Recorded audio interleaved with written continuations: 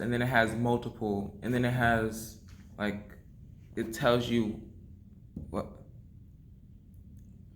I'm just a little bit confused on everything. Okay. Okay. All right. So I'm going to start from the beginning. Yes, ma'am. So, the first section in this chapter, we talked about conditionals and hypothesis and conclusion. Are you able to find hypothesis and conclusion okay? Kind of, not really.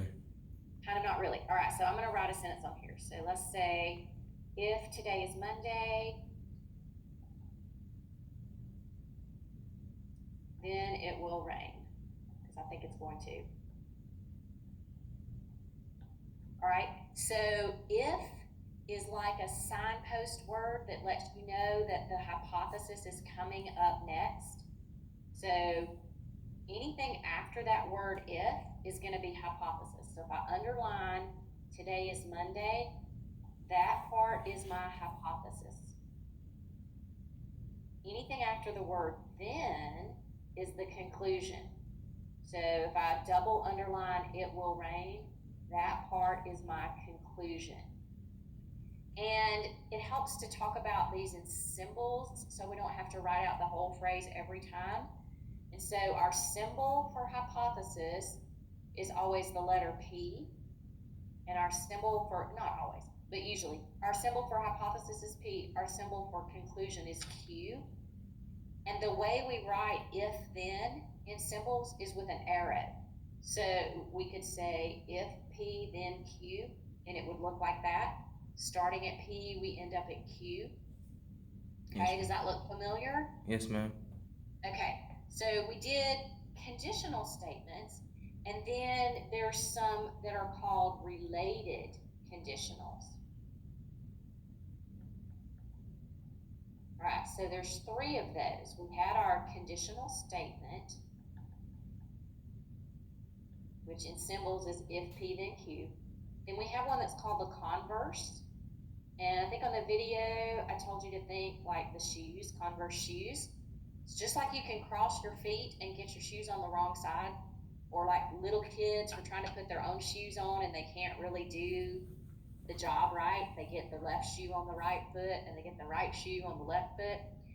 Converse puts the shoes on the wrong feet. And in other words, it swaps the P and the Q. So now it looks like if Q, then P. And if I were going to write that out in words, the sentence would be, if it rains, then today is Monday. Okay, so we just swap the words that were the hypothesis with the words that were the conclusion. And we call that the converse. All right, so far so good? Yes, ma'am. Okay, the next one's called inverse. And I think on the video, I underlined that I-N, the beginning of the word. It sounds like the letter of the alphabet, N. And that N is going to help you remember the word not. So the inverse does something we call negation or negating, like negative of something. The negation of today is Monday would be to say today is not Monday. The negation of it will rain would be to say it will not rain. So when we're writing an inverse, we go back to the original order, if P then Q, but we make both of them the negative or the opposite meaning. So the symbol for negation is that little tilde. If you've taken Spanish or you're taking Spanish, you'll see that symbol in Spanish to over certain words, certain letters, to pronounce them a certain way. But in math, it means the negative or the not. So when I write it in the sentence, I say, if today is not Monday,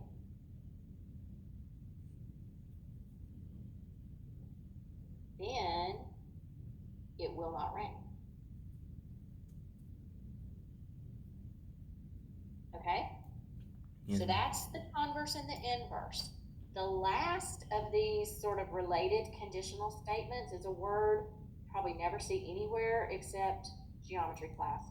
It's called contrapositive. Contrapositive combines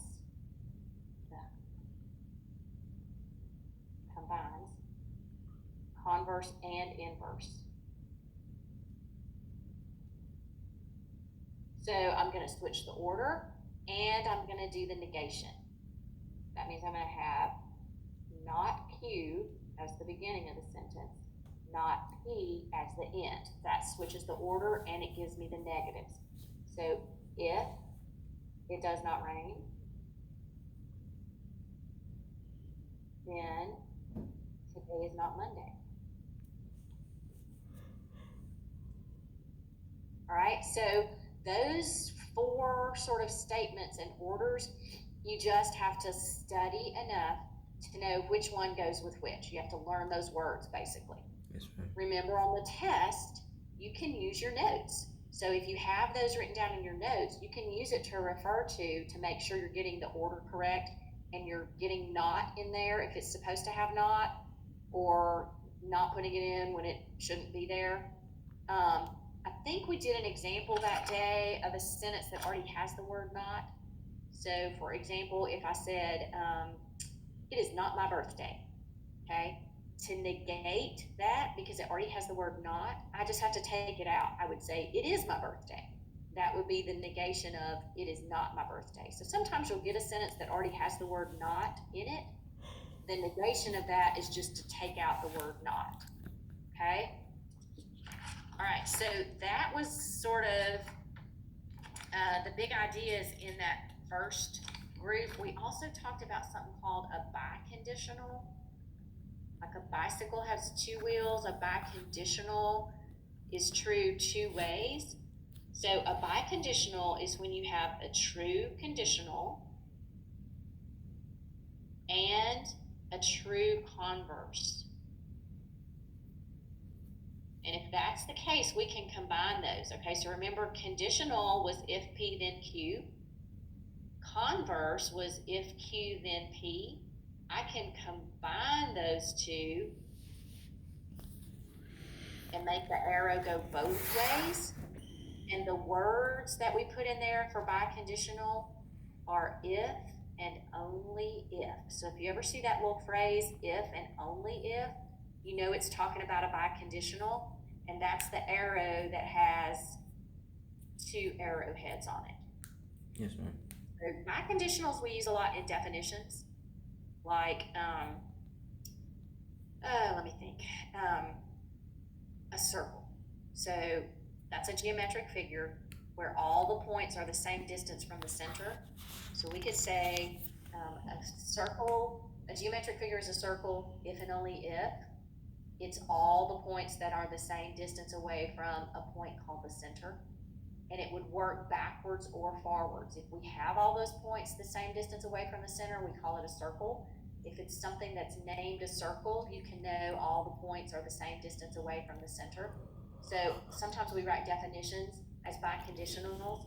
Good definitions, you could always phrase it like a biconditional, even if it's not that way already. Yes, ma'am. Okay? So is there something from that section, like from the homework or from the review